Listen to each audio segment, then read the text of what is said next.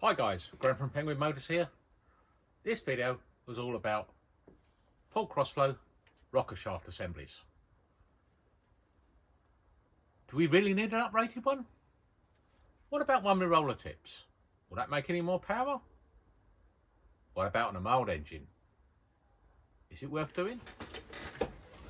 As I said, this video is about crossflow rocker shafts. At the age of 12, I think, I started reading car magazines, Triple C, Street Machine, and back then everyone was saying, oh yeah, tune a crossflow, you need steel posts, you need spacers, you need to upgrade it. And then not many years later, I'm in the motor trade and everyone said the same, and to be honest, for the last 40 something years, that's all anyone said. But you know what, in that time, I've not seen one dyno test or heard of one actual iota of proof that you need all this uprated bits.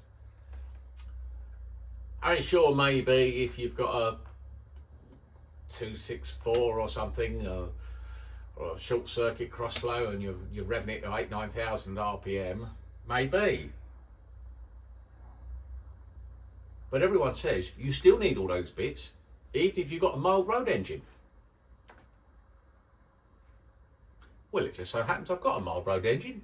I've got one on Dyno now, 1700 BCF2, with a pair of 40s and a good head. And as it was happened, I've got a set of Burton roller rockers, these ones.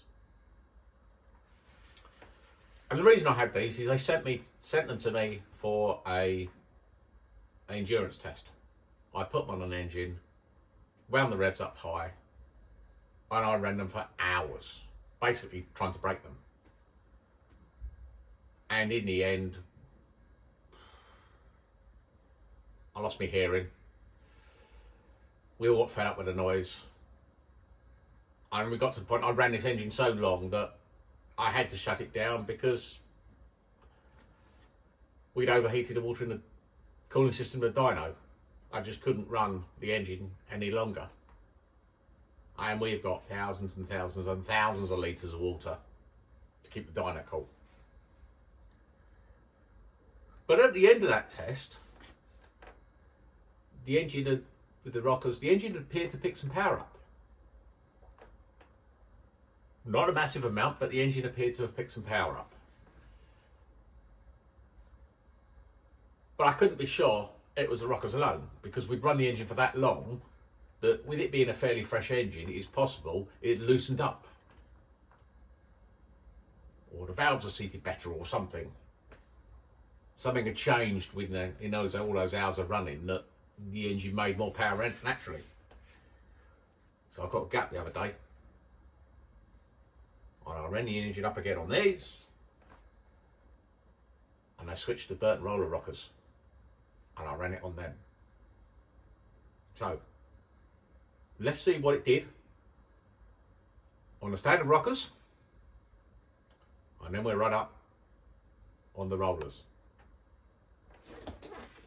You ready, boys? Should we make some noise?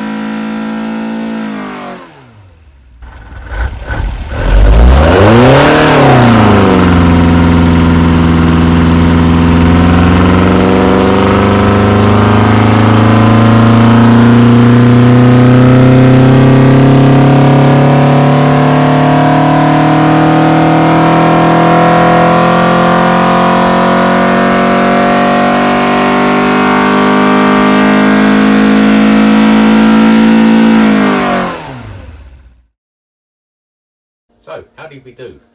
Well, pretty decently, I reckon, actually. our standard rocker assembly, we made 126 brake horsepower and 117 pound-foot of torque. Now 126 brake horsepower is pretty strong for a BCF2. They don't usually make that much power, but then we have got a good big valve head on the engine, so perhaps that's it. But notwithstanding that, the fact that we've got 126 brake horsepower, clearly the completely standard rocker assembly can't be holding the engine back too far.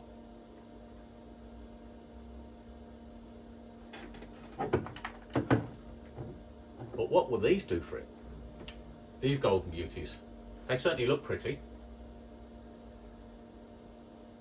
They need to, because they're, compared to standard ones, they're fairly pricey. Or are they? Because if you've got to buy steel posts, spacers, and a new shaft,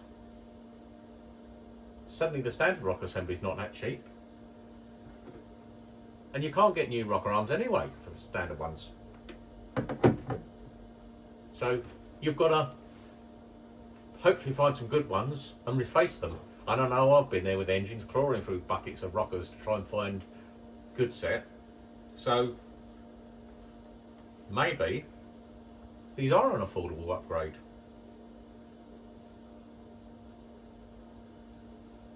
All depends if they work, I guess. Lovely roller tips though. Probably means they're not as critical on geometry, because the roller will roll across the valve tip. But enough waffle. Let's do another test and let's see. Did they make more power? Let's make some more noise. You ready, boys?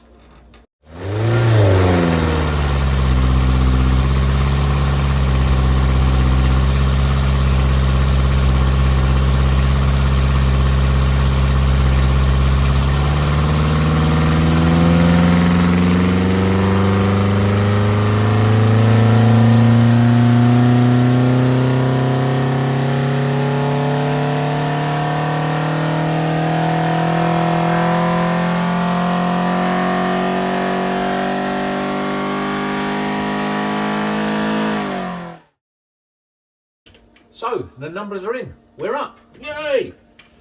Not a lot, but we're up. 3 brake horsepower, 3 pound-foot torque. Now why? Maybe it's reduced friction on the roller tip. Or maybe it is the fact that the rockers themselves are more rigid. Or the shaft assembly. Now why would more rigidity make more power? Well, more rigidity would more accurately transmit the valve motion, or sorry, more rigidity would more accurately transmit the cam motion through to the valves. So it could be we've got less flex in the system, so we're seeing a few more valve lift. More likely though, we're seeing better valve acceleration. But who cares? We're up. We're making more numbers. So there's 2 takeaways from this. Firstly, the standard assembly actually, in this instance, on a mild road engine, does a good job. But secondly, even on a mild road engine, this uprated roller rocker assembly is actually worth some power. And if you factor in rebuilding a standard rocker set and buy new posts and this, that and the other, this set isn't so dear after all. Now I might add that I'm not being paid by Burton's to say this. They don't even know I'm doing this test or video. No doubt they'll find out when it goes live and you guys all like it. And on that bombshell, I'll catch you on the flip side. See you later, guys.